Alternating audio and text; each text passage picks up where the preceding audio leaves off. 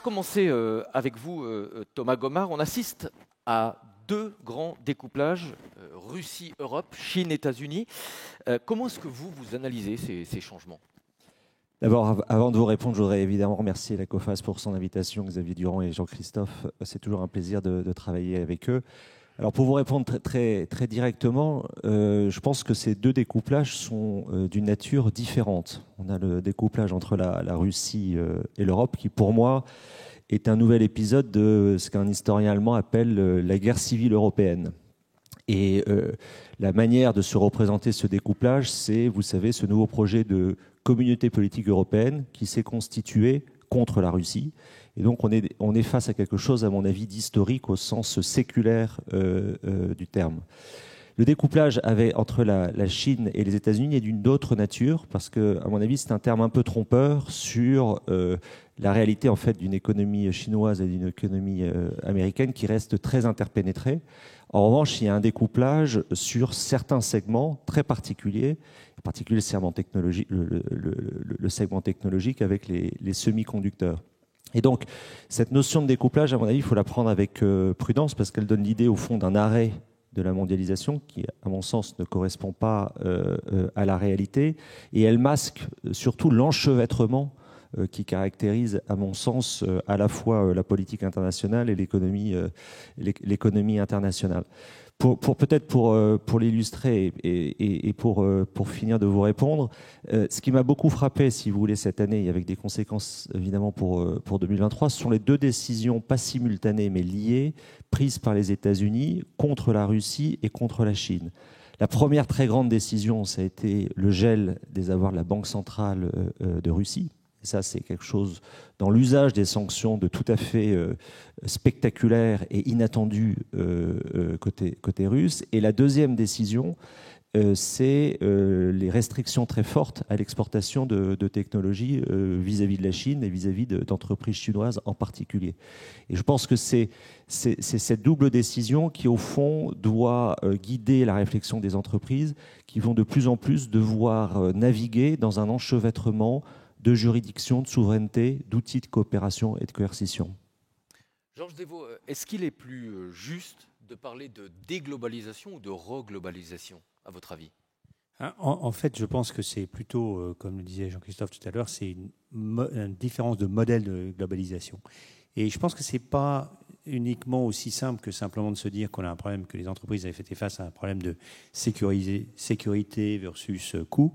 Mais en fait, il y a eu des constats qui se sont développés qui font que les entreprises regardent les zones macroéconomiques différemment, je pense qu'il y a quelques années. Pour moi, ça m'a assez surpris parce que, ayant passé une grosse partie de ma carrière en Asie, la vitesse à laquelle ça s'est fait est différente. Et c'est sur trois grands thèmes, je dirais. Le premier, c'est qu'il y a une prise de conscience que l'évolution des créations de valeur sur les différentes zones a en fait évolué progressivement. Les gens se sont dit, on voit que les États-Unis continuent à être une zone de création de valeur importante. Il y a une grosse interrogation sur la Chine. Et je dirais, il y a 10 ans, les entreprises se disaient, on ne peut pas ne pas être en Chine. Aujourd'hui, beaucoup d'entreprises se disent, pourquoi y être ? Et est-ce qu'on peut réussir ? Et donc, il y a un vrai changement de paradigme. Et le troisième, je dirais, géopolitique, c'est de se dire qu'il y a un certain nombre d'entreprises pour lesquelles, quand ils regardent le track record de création de valeur dans les pays émergents, et en fait beaucoup moins, à cause des variations de change, etc., a été beaucoup moins percutant peut-être que prévu. Donc, il y a un premier changement sur où est-ce qu'on met nos vrais pions en termes de développement économique. Le deuxième élément, c'est économiquement, on est capable de réaligner les chaînes de valeur de manière différente. Pourquoi ? Parce que, d'abord, il y a une perte de compétitivité de la Chine en termes de coûts, et il y a une augmentation des capacités productives dans d'autres zones. Je prends une zone qui est, par exemple, comme le Mexique, où il y a 10 ans, c'était quand même ou 15 ans de la fabrication à faible valeur ajoutée, la montée en compétences existe, et donc il y a un investissement important sur une chaîne de valeur qui finalement est plus proche, donc permet d'arriver à générer ça. Et ça, on combine ça avec l'inquiétude je dirais, macroéconomique, en disant qu'est-ce qui se passe, il y a une guerre en Ukraine, c'est ce qui se passe, il y a la même chose sur Taïwan, et donc on est obligé d'ajouter une couche de résilience, si je puis dire. Mais c'est un vrai changement, je pense, de la répartition, de la perception des risques et de la capacité de réalignement des supply chains. Et face à ça, on voit des acteurs, et je dirais surtout les Américains sont plus agiles, les Européens sont encore un peu en attente, avec essentiellement énormément d'entreprises qui réalignent leur supply chain de manière à produire dans une zone pour une zone. Quand on regarde aujourd'hui sur les entreprises américaines aux États-Unis, en Chine, vous vous rendez compte qu'en fait, ils shiftent peut-être 15-20% de leur production sur l'Asie du Sud-Est, l'Inde, le Mexique. Ça n'est pas un changement complet de leur zone d'approvisionnement. Et le deuxième sujet, c'est, je le disais, c'est l'appréhension de l'intérêt de la Chine, avec des gens qui en sortent, pour prendre un exemple comme Carlos Tavares l'a dit sur Stellantis, ou des gens qui en fait disent, non, on va faire du double down, essentiellement beaucoup d'institutions financières américaines. Donc c'est pas Amérique contre l'Europe. Donc un vrai changement macroéconomique sur les entreprises. En quelques mots, est-ce que vous pensez que des barrières suffisamment importantes sont tombées pour véritablement enclencher ce phénomène de reglobalisation ? Alors je pense que oui, il y a en fait une capacité, surtout c'est plus que des barrières, c'est des capacités de compétences et de savoir-faire qui permettent d'envisager d'autres bassins de production. En revanche, il y a quand même encore des barrières, comme vous le disiez tout à l'heure, qui se sont dressées de nouveau, comme l'accès à la technologie, comme les subventions des États vers les autres. Donc c'est un autre paramètre, je dirais, de globalisation par rapport à ce qu'on pouvait avoir dans le passé, qui était essentiellement on va vers la Chine parce que c'est la source. On va parler de ce nouveau triangle géopolitique, Chine, États-Unis, Europe. Thomas Gomart, quels sont, selon vous, les principaux risques de ce nouveau triangle ? Alors, d'abord, effectivement, moi je serais tout à fait en ligne avec ce que vous venez d'exprimer. Avec peut-être une nuance, je suis frappé dans le travail qui est le mien, donc de travailler avec les entreprises. Il y a quand même une difficulté à apprécier le risque de Chine de la même manière que les autres risques. C'est-à-dire qu'il y a un phénomène encore de tabou concernant la Chine pour un certain nombre d'organisations. Ça, c'est une remarque générale. La deuxième remarque générale, c'est qu'en fait, le principal conséquence de la guerre d'Ukraine, c'est que l'Europe a perdu un de ses principaux avantages comparatifs à l'échelle globale, qui était la stabilité stratégique. Et donc, en fait, l'Europe devient objet de risques géopolitiques, beaucoup plus que par le passé. Ensuite, si vous me demandez de décrire les principaux risques, bon, moi j'en vois trois. Le premier, c'est évidemment Taïwan. Je pense que tout le monde prépare des scénarios, alors avec des horizons de temps qui varient selon les points de vue. Il y a un risque, mais probablement Jean-Marie Pogam y reviendra, de tensions très fortes transatlantiques en matière commerciale. Même si, parallèlement, la guerre d'Ukraine provoque un resserrement mécanique de la relation transatlantique.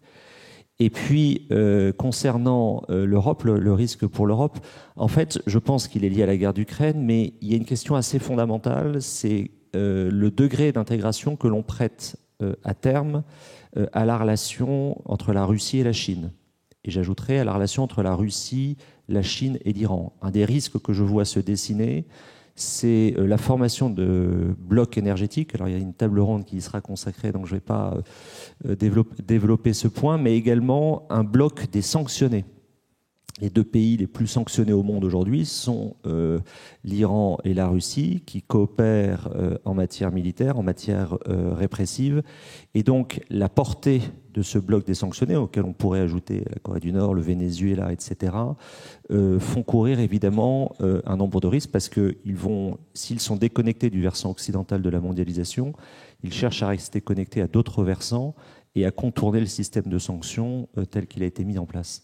Sylvie Goulard, l'Europe est coincée entre deux prédateurs, la Chine d'un côté et les États-Unis de l'autre. Comment est-ce qu'elle peut trouver sa place, à votre avis, dans ce nouveau triangle ? Quelles sont nos options ? Bon, alors merci beaucoup de m'avoir invité. Je n'ai pas beaucoup de voix ce matin, mais il paraît que ça retient l'attention. Donc merci beaucoup à Xavier Durand. Alors c'est une question très délicate. Je pense que par rapport à ce qui vient d'être dit et que je partage très largement, en fait, la guerre d'agression par la Russie en Ukraine, c'est la violation par un membre permanent du Conseil de sécurité, censé défendre les principes de la Charte des Nations Unies, de paix, de règlement pacifique des différends. C'est une violation brutale qui vient de ceux-là même qui étaient censés défendre l'ordre international.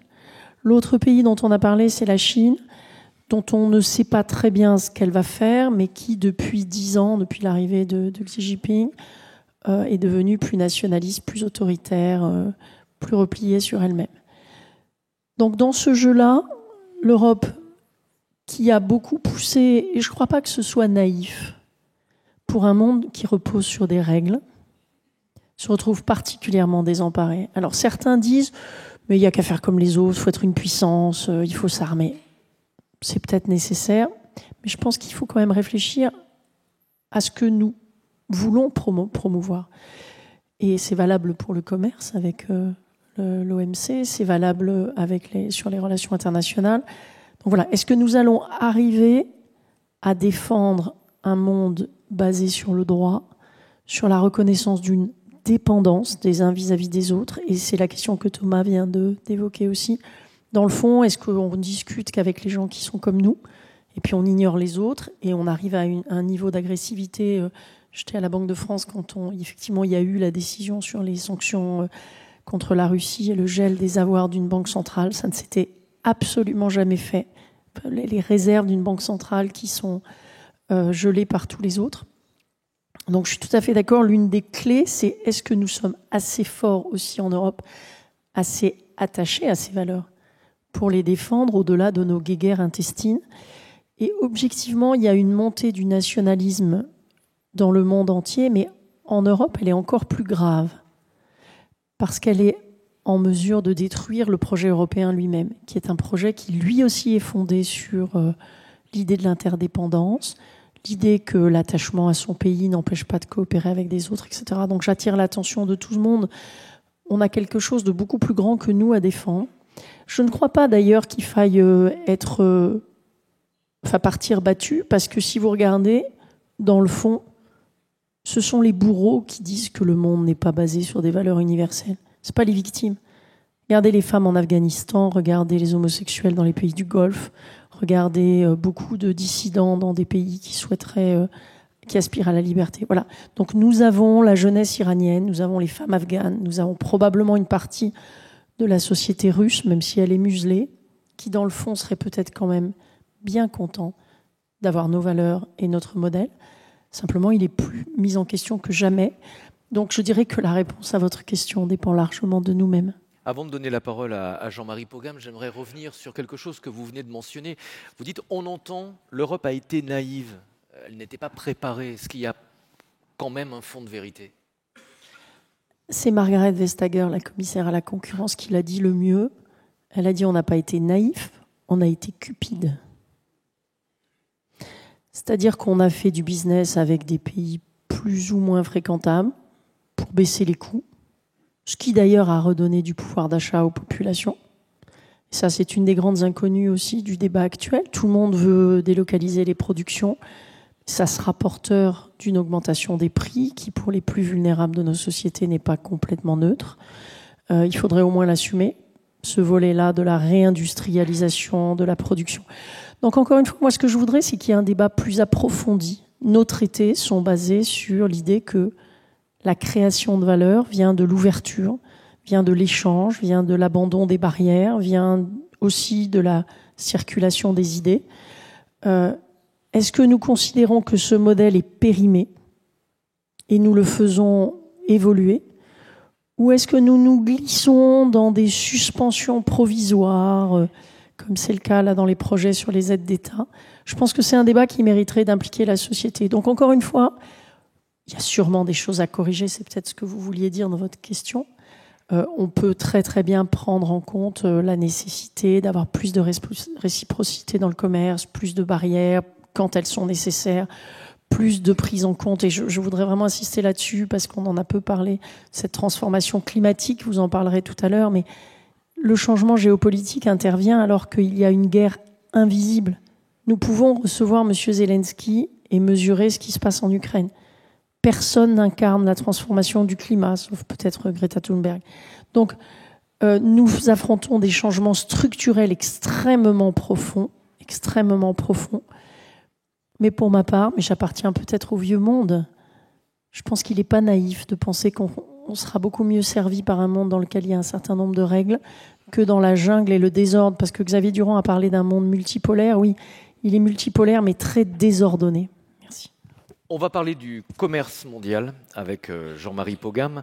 Quels sont les nouveaux facteurs de fragmentation du commerce mondial? Est-ce que les entreprises doivent s'attendre, et on a beaucoup de chefs d'entreprise dans la salle, est-ce qu'ils doivent s'attendre à un environnement où la concurrence va nécessairement être plus forte et beaucoup plus frontale?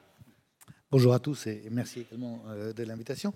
Sur votre question, moi je suis très en ligne avec ce que j'entends depuis tout à l'heure. C'est-à-dire, la démondialisation, on ne la voit pas dans les chiffres à ce stade. Il y a des tas de débats économiques sur la diminution du ratio commerce sur PIB, etc. Ils s'expliquent par des raisons statistiques. Je n'ai pas aujourd'hui un économiste qui dit sérieusement il y a une démondialisation structurelle, etc. Par contre, ce qu'on voit, c'est trois nouvelles tendances, et elles ont été évoquées de différentes manières, qui, elles, vont recomposer ou rendre plus compliqué, d'une certaine manière, réagencer cette mondialisation. La première, c'est ce que j'appelle le retour des politiques commerciales stratégiques. Je me réfère là ce que le Nobel d'économie Krugman avait montré dans les années 80, c'est comment les États, soit par les subventions, politique industrielle classique, soit par la régulation des importations ou le contrôle des exportations, essaient de transférer les profits des marchés étrangers vers les marchés domestiques. Donc ça, on le voit partout, c'est documenté par l'OCDE. C'est notamment le cas sur le sujet des subventions. Les trois grandes lois américaines, infrastructure, semi-conducteurs et Inflation Reduction Act, en sont un exemple. En Europe, ce sont les projets d'intérêt communautaire qui ont un parfum de la même chose, on le trouve au Japon, etc. Donc, ces politiques commerciales stratégiques. Deuxièmement, tout ce qui a trait aux politiques dites qu'on peut appeler de découplage. Alors, avec les scénarios du pire, c'est-à-dire les sanctions, éventuellement un bloc des sanctionnés, mais avec une nuance que j'apporterai à ce qu'a dit Thomas, entre la Corée du Nord, Venezuela, Iran et la Russie, qui est la 11e économie mondiale, on change d'échelle. Donc et en plus, la Russie, sur certains secteurs, est un acteur systémique. Donc on commence à sentir l'impact plus qu'avant de ces régimes de sanctions. Si vous sortez du scénario du pire, qui est la guerre, les sanctions, je mets à côté la guerre commerciale qu'avait conduite le président Trump, vous avez toutes les formes un peu douces de ce découplage. Donc, on commerce avec ses amis, le friendshoring, j'ai pas non plus la meilleure traduction, on réinvestit. Je suis intéressé de voir que le mouvement se passe déjà dans la réallocation des chaînes d'approvisionnement au niveau microéconomique. Donc, deuxième source de recomposition ou de fragmentation. La troisième, c'est clairement les politiques climatiques, et on ne peut pas les éviter aujourd'hui, puisque d'une certaine manière, elles sont tombées dans un trou de gouvernance internationale. UNFCCC, la COP, etc., n'a pas trop regardé la dimension économique du climat. L'OMC n'a pas voulu s'en occuper très longtemps parce qu'elle considérait que ce n'était pas du commerce. Résultat, les politiques sont en train de se faire sur une base unilatérale et non coordonnée. Ce qui n'est pas mal en soi, hein, les objectifs sont évidemment de décarboner. Le problème, c'est qu'on a des systèmes qui ne se parlent pas très bien. Un système de permis d'émission en Europe, plus de 70 schémas de taxes mondiales déjà, de taxes carbone déjà en œuvre dans le monde, des États-Unis qui passent plutôt par les subventions et la régulation. Donc il y a un sujet d'équivalence qui est extrêmement compliqué entre ces différents systèmes. Et évidemment, les trois raisons se combinent. C'est pour ça que moi, je ne parle jamais trop de protectionnisme, c'est binaire. Là, on a la politique industrielle, la politique de sécurité et la politique de décarbonation qui se combinent dans des motivations. Et l'Inflation Reduction Act, c'est exactement ce qui s'y passe. La couverture de The Economist, du journal The Economist cette semaine, capture ça assez bien en disant « Big, Green and Mean ». C'est ce que va devenir l'Amérique de Biden.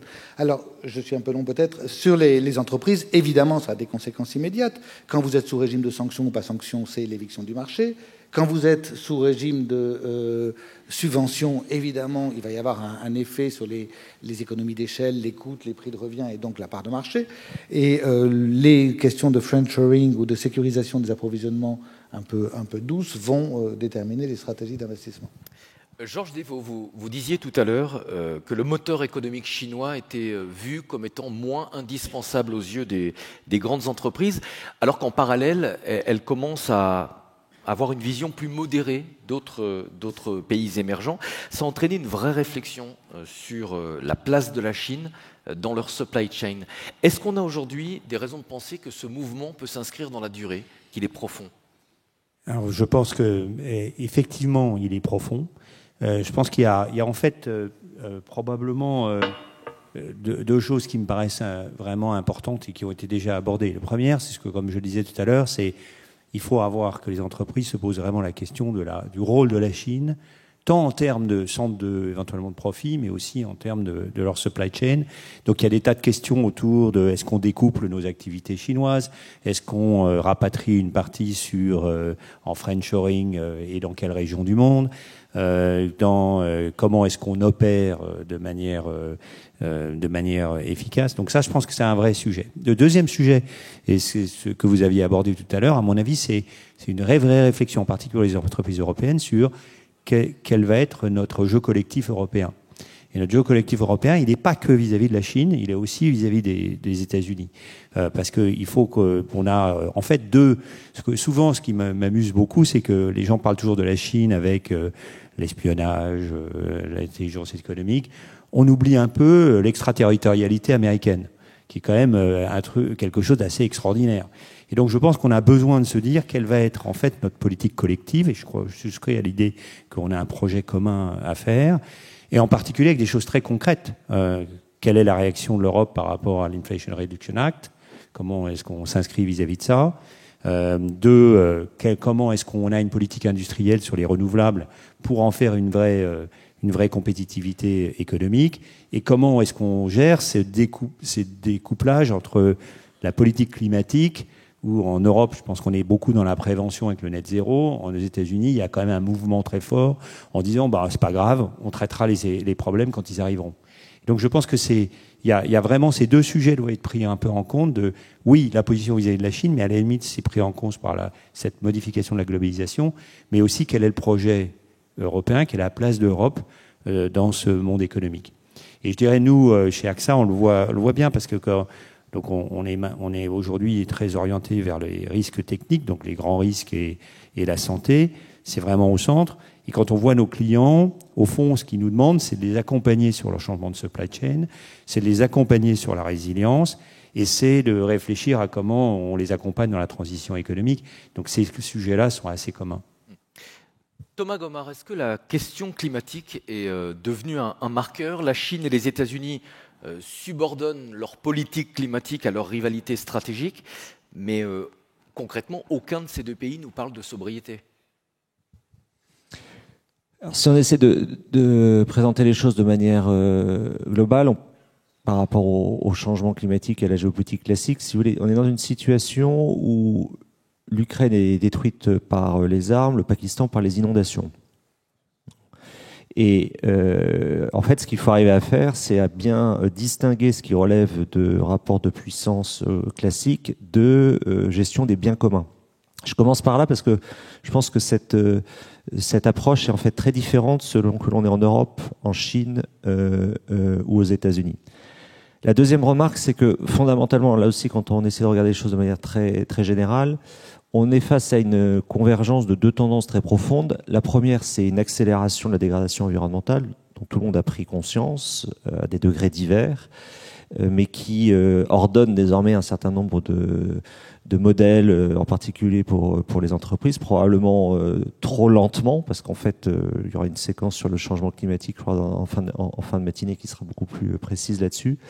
Mais enfin, c'est cette dégradation, réchauffement climatique, perte de la biodiversité et pollution. Bon. Ça, c'est la première tendance. La deuxième tendance, c'est au fond une accélération de la propagation technologique de ce que j'appelle la mise en données du monde. C'est-à-dire que tous les comportements, qu'ils soient de consommation politique, font l'objet de données. Et effectivement, il y a un débat très différent, là encore, selon qu'on est en Chine, aux États-Unis ou en Europe, sur ces deux tendances. Vous avez un débat qui consiste à dire la deuxième est la solution à la première, le solutionnisme. Quand vous êtes dans cette logique-là, vous allez investir beaucoup sur votre géo-ingénierie. Et effectivement, là aussi, on observe ça dans les travaux que nous avons en ce moment à l'IFRI, l'investissement chinois et américain sur des programmes de géo-ingénierie, cette idée qu'au fond, vous allez pouvoir modifier le climat de manière locale, régionale, par intervention technologique. Bon. On n'est pas du tout dans cette logique-là. Donc moi, je vois sur cette question-là une cassure assez forte entre l'Europe d'un côté et la Chine et les États-Unis de l'autre, avec des nuances très fortes, hein, parce que vous avez évidemment des courants aux États-Unis qui sont pas, ce que je dis là est peut-être trop caricatural, mais la foi dans le solutionnisme me semble beaucoup plus prononcée dans ces deux pays qu'en Europe. Le dernier point, c'est que non seulement vous avez, à mon sens, la politique climatique, mais également la politique numérique que les États-Unis et la Chine subordonnent à leur rivalité stratégique. C'est-à-dire qu'en fait, quand vous lisez la production doctrinale stratégique des deux pays, c'est de dire on est tout à fait conscient de ce problème. Il est même d'ailleurs très anticipé. Je rappelle que les enjeux de réchauffement climatique, ils apparaissent dans la doctrine américaine sous le président Johnson. Donc la question, c'est aussi le temps perdu dans les années 80-90. Enfin, je ne vois pas la discussion là-dessus. Mais il y a cette idée, au fond, on traitera le problème une fois la supériorité acquise sur l'autre. L'Europe a fait de la question climatique un thème central, Sylvie Goulard. Je vais me faire l'avocat du diable, mais est-ce que l'Europe n'a pas tendance à instrumentaliser la question climatique pour prendre quelque part son indépendance stratégique ? La réponse est non. Vraiment ? Oui, parce que je crois que c'est pas en ces termes-là que ça se pose. D'abord parce que je ne suis pas sûre qu'on soit dans une analyse stratégique. Non, je crois qu'il y a une prise de conscience qui, d'ailleurs, je suis tout à fait d'accord, Thomas, on a perdu beaucoup de temps parce que les Nations Unies s'en sont emparées dans les années 80. Le sommet de la Terre était en 1992. Et je suis entièrement d'accord sur le fait que là, on a parlé de climat, mais les questions de biodiversité et de nature sont absolument effroyables. J'invite vos entreprises à se pencher sur cette question. D'ailleurs, AXA fait beaucoup sur ces questions-là avec d'autres entreprises. On a un enjeu d'évolution de la nature et d'évolution du climat qui est en fait la prise de conscience d'un monde fini. Il y a des travaux du Potsdam Institute for Climate sur les limites planétaires qui sont extrêmement intéressants. Donc en fait, la vraie question qui est devant nous, c'est comment est-ce qu'on répond à la finitude du monde, alors que depuis Jean-Baptiste Say, l'économie était fondée sur le fait qu'il y avait le capital et le travail, et puis on puisait dans la nature et tout ça n'avait pas de coût. Donc effectivement, les réponses sont différentes. La réponse, je suis d'accord aussi avec le fait que la data peut être, il faut quand même être positif aussi, un moyen de particulièrement bien surveiller ce qui se passe. On peut très bien savoir qui fait de la déforestation dans un pays émergent. On peut poursuivre les entreprises qui font cette déforestation si elle est illégale. Et on peut d'ailleurs aussi poursuivre ceux qui financent l'entreprise qui fait des choses illégales. Donc, dans l'augmentation des données, il n'y a pas que du négatif. Pour en revenir à l'Europe, c'est vrai que l'Europe a répondu comme elle a tendance à répondre, en produisant des règles, en disant il faut qu'on ait plus d'informations qui viennent des entreprises, donc la disclosure sur le climat, la disclosure sur la nature. Je crois que c'est une partie de la réponse, mais ça n'est pas toute la réponse. Et je suis très frappée par le fait que c'est aux États-Unis, dans une entreprise privée, qu'a été récemment fait un pas important en matière de fusion nucléaire. Pour vous donner une idée, quand même, la fusion nucléaire, c'est ce qu'on essaye de faire avec ITER à Cadarache depuis une vingtaine d'années. Et on n'a pas encore réussi à véritablement produire quoi que ce soit. Et une entreprise privée américaine, financée par le privé, est arrivée à faire des avancées récemment, dont on ne sait pas si on pourra les utiliser à grande échelle. Mais je crois qu'il ne faut surtout pas qu'il y ait un match où l'Europe se contente de règles, les États-Unis ou la Chine innovent, et que surtout, les Européens, ça a été très bien dit, ne franchissent pas cette étape, à mon avis, très importante, qui est celle de se constituer en tant qu'Européens. Parce que vous avez parlé de la réponse à l'IRA américain. Des gens qui disent qu'il faut faire une politique industrielle. Oui, mais à quel niveau en Europe? Au niveau européen ou au niveau des États? Margaret Vestager a publié récemment des chiffres. Les subventions qui ont été données depuis qu'on a suspendu les règles des aides d'État, c'est 53% en Allemagne, 24% en France, 8-9% en Italie et le reste très minoritairement Finlande, Danemark et après plus rien. Donc est-ce qu'on va détruire le marché intérieur parce qu'il faut faire des subventions? Est-ce que d'ailleurs les subventions sont ce dont on a le plus besoin? On a besoin bien évidemment que l'État intervienne, je pense qu'il ne faut pas opposer l'État au marché, mais on a énormément besoin d'encourager des financements privés. Une des grandes forces des États-Unis, c'est l'accès au financement pour des start-up. Et c'est aussi la DARPA, qui est un organisme public à la fois militaire et civil. Donc encore une fois, la question existentielle qui se pose devant les Européens, c'est est-ce que vous êtes prêts à faire de la politique industrielle? En général, tout le monde dit oui, surtout en France, on aime bien. Est-ce qu'on veut des champions européens? Tout le monde dit oui. Après, la question, c'est que si le champion, il est en Allemagne quand on est français, il est en Croatie ou il est en Finlande quand on est allemand, etc. La question n'est pas tranchée. Donc, en gros, il faut quand même un peu rire. Nous sommes les champions en Europe pour nous comparer aux États-Unis, tout en disant que la création des États-Unis d'Europe serait une sottise. Jean-Marie Pogam, on va reprendre le débat par le prisme des entreprises. Sylvie parlait à l'instant des règles édictées par les autorités européennes et des subventions, les règles qui parfois limitent les entreprises, les subventions qui viennent les aider. Est-ce que de votre point de vue, la question climatique va inévitablement entraîner des distorsions de concurrence? Clairement, c'est une vraie possibilité. D'une part parce qu'il y a ceux qui font les efforts et ceux qui n'en font pas, donc ça c'est le cœur de ce qu'on appelle les flux de carbone et tout ce débat. Et deuxièmement parce qu'il y a ceux qui font des efforts, mais qui vont le faire en mélangeant des objectifs climatiques avec des objectifs industriels, dont on vient de parler, et donc ils vont le faire de manière discriminatoire. Et c'est la question qui, au regard des règles du commerce mondial, est posée à l'OMC à propos de l'IRA, mais également à propos de CBAM, où il y a des gens qui considèrent qu'il y a un potentiel discriminatoire. Donc le risque est tout à fait sérieux parce qu'il n'y a pas encore de coopération globale. Comment on peut le résoudre? C'est l'entreprise évidemment d'une génération. Nous, ce qu'on dit, c'est qu'il y a trois choses à faire, du méta au plus concret. Le méta, c'est travailler sur un prix de carbone à l'échelle globale, ce qui ne veut pas dire un prix unique, puisqu'il y a des questions de différence de niveau de développement.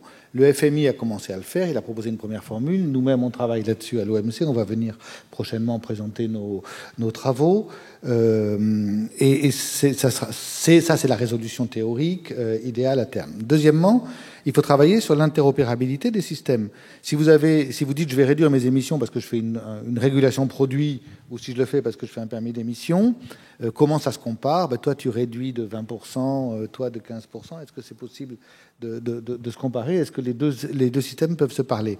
Au niveau macro, au niveau des engagements des pays, potentiellement, ça doit être possible. Au niveau des firmes et des secteurs, ça va être extrêmement compliqué. Et je ne connais pas aujourd'hui non plus un économiste capable de dire « moi, je sais faire l'équivalence entre un permis d'émission et une régulation ». Donc ça va prendre du temps. Ça commence d'ailleurs, je vais à l'OCDE cet après-midi, qui lance un premier forum pour discuter de ces questions avec 113 pays. Troisième sujet très concret sur lequel on va essayer de faire une première réunion à l'OMC prochainement, c'est les standards. Alors ça, c'est très, très, très ennuyeux, mais très important pour les entreprises, parce que combien de tonnes de carbone dans une tonne d'acier? Ça va être si vous répondez à cette question, vous avez déjà 20 standards dans le monde. La Californie va vous trouver 4 tonnes de carbone, là où l'Europe va en trouver entre une demi et une. Pour tout ça, pour de très bonnes raisons. Hein, c'est pas je mets rien en cause, mais parce que les procédés de production sont pas les mêmes, le recours aux formes d'énergie sont différents. Donc déjà, est-ce qu'on peut faire converger ça pour que les entreprises aient des coûts de transaction qui soient un peu réduits, tout en allant vers la transition climatique. Donc on va commencer à s'occuper de ça avec les institutions normalisatrices, avec les institutions douanières, pour essayer de résoudre ces risques de distorsion de concurrence. On est vraiment au tout début d'une affaire générationnelle, hein, je crois. Vous avez tous mentionné l'IRA, l'Inflation Reduction Act des États-Unis. Sylvie Goulard, comment est-ce que vous percevez l'IRA? C'est une mesure protectionniste des États-Unis ou est-ce que c'est une forme de verdissement de l'économie américaine? Non, d'abord, il y a effectivement un effort de soutien à des politiques de décarbonation que nous devrions, comme Européens, reconnaître. C'est pas facile. Je ne sais pas si vous êtes arrivé de regarder certains spots anti-ESG qui circulent aux États-Unis. Il y a une vraie campagne aux États-Unis de la part de certains États ou certains partis contre la prise de conscience climatique, etc. Donc cet aspect n'est pas à négliger. Ensuite, il y a effectivement une dimension, mais je parle sous le contrôle de quelqu'un de l'OMC, qui est de réserver certains marchés à des produits, enfin certaines subventions à des produits fabriqués aux États-Unis. Parce que, bien évidemment, selon que vous faites votre décarbonation avec une frontière ouverte ou avec un Buy American, vous n'avez pas le même résultat en termes de protectionnisme. Mais effectivement, la question probablement la plus difficile que nous affrontions avec les Américains, et encore une fois, je crois qu'il ne faut pas caricaturer. Moi, par exemple, j'ai suivi de très près les travaux de la CFTC, qui est l'agence qui s'occupe des dérivés, enfin de tout ce qui se passe sur les marchés, qui a été très en pointe sur le climat. Donc je crois qu'il faut sortir un peu du nous, les Européens. On est vert aux États-Unis, tout le monde est... Non, il y a des vrais débats entre États, au niveau des États, entre agences et le Congrès, entre partis politiques. Après, la chose qui, moi, me trouble le plus en ce moment, c'est que le 14 avril dernier, Janet Yellen avait tenu son discours sur le friendshoring. C'est de là que vient le mot qui a été mentionné plusieurs fois. Donc on essaie de faire plutôt du commerce avec les gens qui nous sont proches, avec des pays dont on partage les valeurs. Et dans le même temps, il y a l'adoption de cet acte-là qui, bien évidemment, crée une contradiction.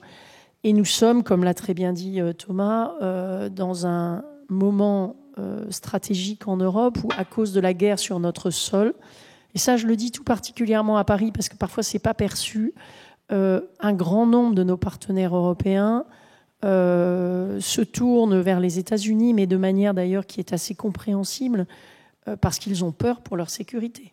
Prenez les pays baltes, vous prenez les pays d'Europe centrale et orientale, tous ceux qui ont fait partie contre leur gré du bloc communiste, ils ne voient pas dans l'Union européenne une alternative. Celle-ci n'est pas mature en termes de soutien stratégique.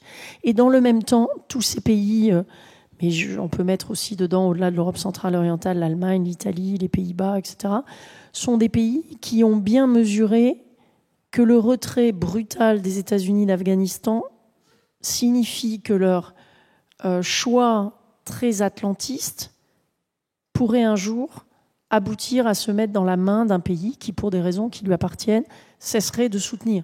Je ne dis pas que ce scénario va advenir, je dis simplement que l'exemple afghan a aussi beaucoup troublé nos partenaires. Et donc, l'Europe, dans ce schéma-là, n'est pas complète. Elle est traversée par des tensions qui sont assez fortes, liées à des histoires très différentes.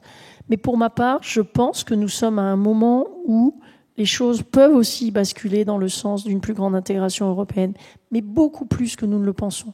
Parce que c'est la première fois depuis très longtemps qu'en tout cas la perception d'une menace vitale est telle. Je me souviens des années 80 où il y avait les manifestations en Allemagne, Besser Rot als Tod.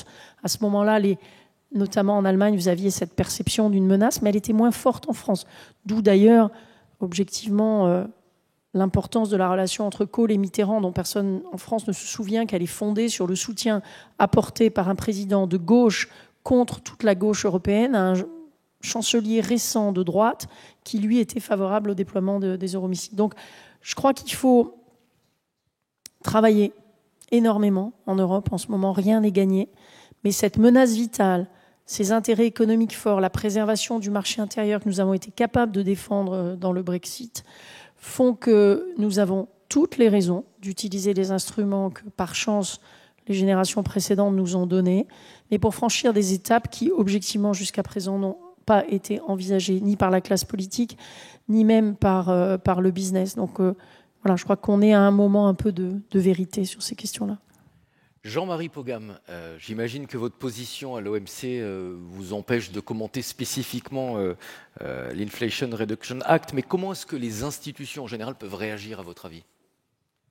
Elles ont le capital pour ça, d'abord, parce que pour ce qui est de l'OMC, les grands principes ne sont contestés par personne, fondamentalement. Les grands principes, c'est la transparence, la bonne foi et le règle, la non-discrimination. Alors, qu'il soit appliqué avec un certain nombre de libertés, etc., c'est le cas dans toutes les institutions, mais il n'y a pas de remise en cause frontale. Deuxièmement, chaque fois qu'on veut s'en détourner, on y revient, parce que les problèmes sont collectifs. Donc vous avez un besoin de coopération. Contre le Covid, vous avez eu besoin de l'OMS et de l'OMC, parce que vous aviez besoin de faire circuler les molécules, les équipements, etc. Contre la crise alimentaire, vous avez besoin de faire circuler les biens des zones, la nourriture des zones en excédent vers les zones en déficit. Donc je pense qu'il y a un capital qui est solide. Il y a des résultats qui existent. On a réussi l'an dernier à l'OMC un certain nombre de résultats à notre conférence ministérielle. Je pourrais y revenir, mais l'un d'eux, par exemple, c'est la prorogation d'un moratoire sur des droits de douane sur les transactions électroniques. C'est quelque chose qui intéresse toutes les entreprises et qui est assez difficile parce que c'est de plus en plus discuté. On a eu la négociation de Black Sea Corridor, du corridor de sécurité maritime pour sortir les grains d'Ukraine sous l'égide du secrétaire général des Nations Unies, qui a été un succès du multilatéralisme s'il en est, parce qu'il a quand même réussi à mettre autour de la table deux belligérants. Donc on va avoir, on a les bases, on va avoir des grandes difficultés parce que ces institutions, l'OMC comme les autres, sont traversées par deux grands problèmes qui compliquent leur capacité d'action. Le premier, c'est la divergence des régimes et des valeurs. Je rejoins Sylvie Goulard là-dessus. Il y a un moment donné où si vous parlez de vie privée sur Internet, selon avec qui vous parlez, vous n'avez pas exactement la même vision, ça va rendre les choses compliquées. La deuxième, peut-être plus profonde encore, c'est les questions d'héritage commun, d'héritage des règles, et surtout sur les biens communs. De même qu'en matière de climat, vous avez des gens qui disent, écoutez, les émissions, c'est pas nous qui les avons créées dans les 200 dernières années, et donc c'est pas à nous de les réparer. On trouve, nous, à l'OMC, on a affronté exactement le même problème sur la pêche. Comment régule-t-on les subventions à la pêche de telle sorte que les océans puissent continuer à vivre? Il y a des gens qui ont tout pêché depuis 200 ans à coup de subventions en créant des flottes, et il y en a qui n'ont pas tout pêché. Donc ça rend très très compliqué la capacité d'action. Donc je pense qu'on va plus avoir une vision de ces organisations qui était un peu celle de l'Europe il y a une vingtaine d'années, comme centre de gouvernance mondiale, capable de réguler tous les aspects, mais au cas par cas, on va avoir des accords, on va avoir des échecs, on va avoir des reprises. Je pense que plus on s'approchera des crises, plus il y aura une capacité de réaction, peut-être pas rapide, mais de réaction. On l'a vu sur le Covid et sur la crise alimentaire.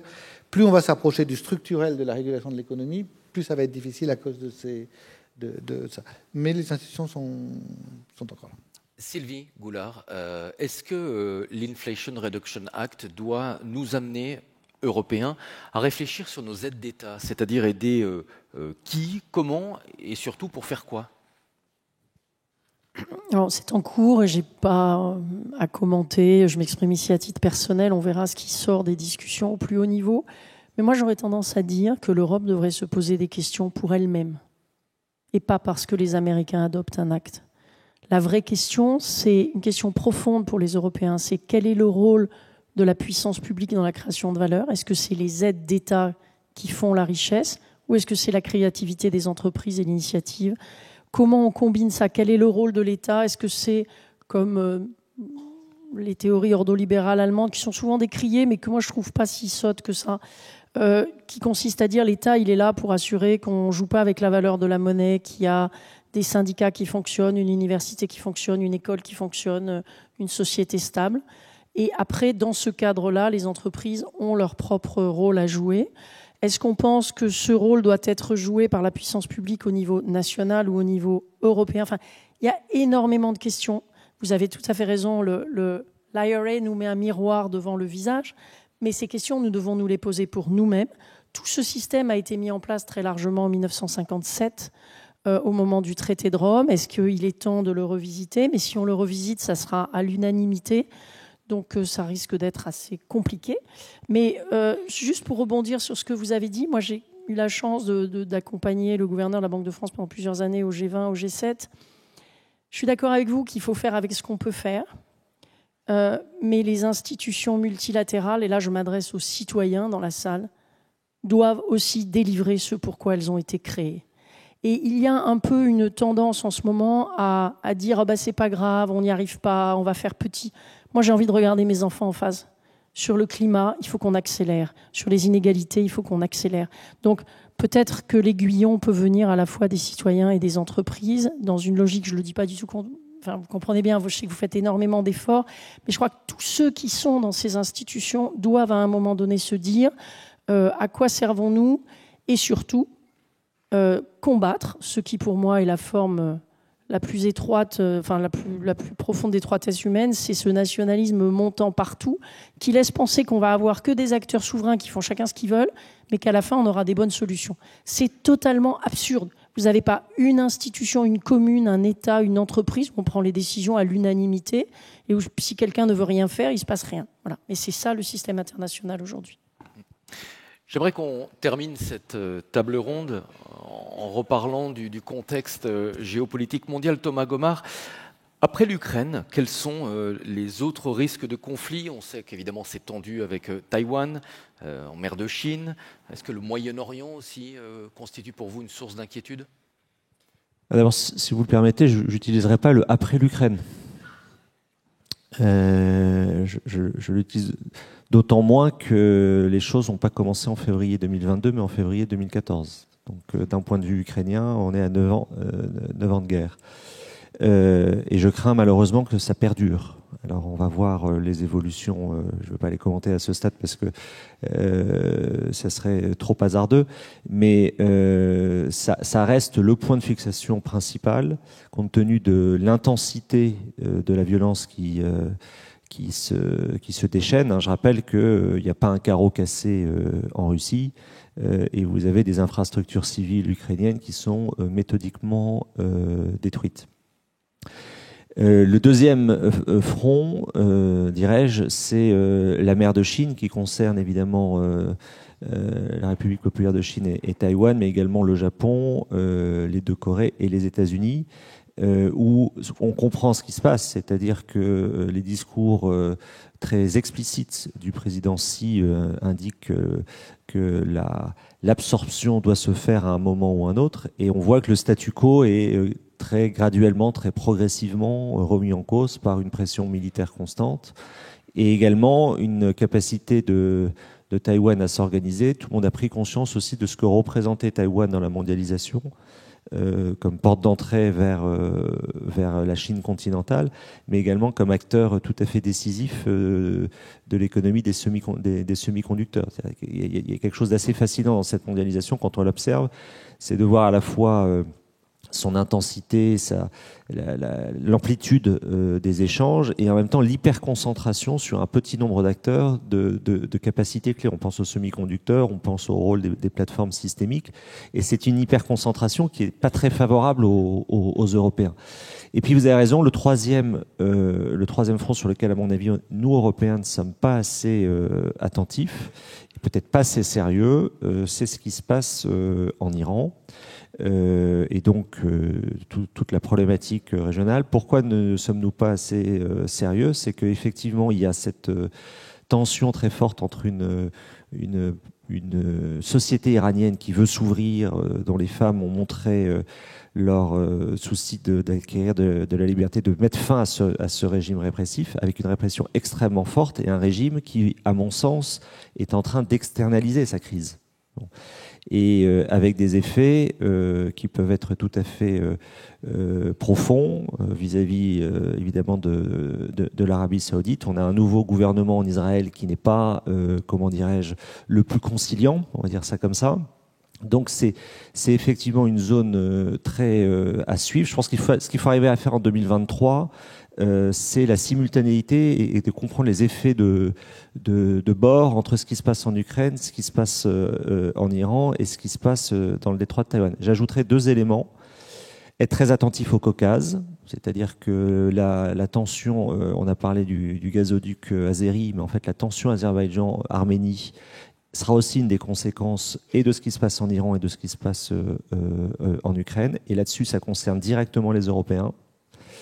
Évidemment, l'élection en Turquie, la célébration du centenaire de la création de la République avec un président Erdogan qui veut jouer un rôle très actif. Donc ça, c'est le deuxième point, c'est-à-dire que les 3 points de focalisation que j'encourage à suivre doivent être complétés.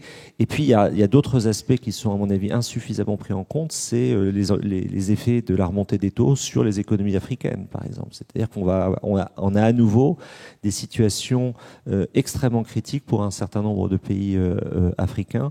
Et là aussi, on ne peut pas se détourner de cette réalité. Et on aura une table ronde cet après-midi consacrée à l'Afrique, une nouvelle donne pour l'Afrique occidentale et centrale. Merci beaucoup à tous les 4, vraiment pour l'excellente qualité de votre intervention.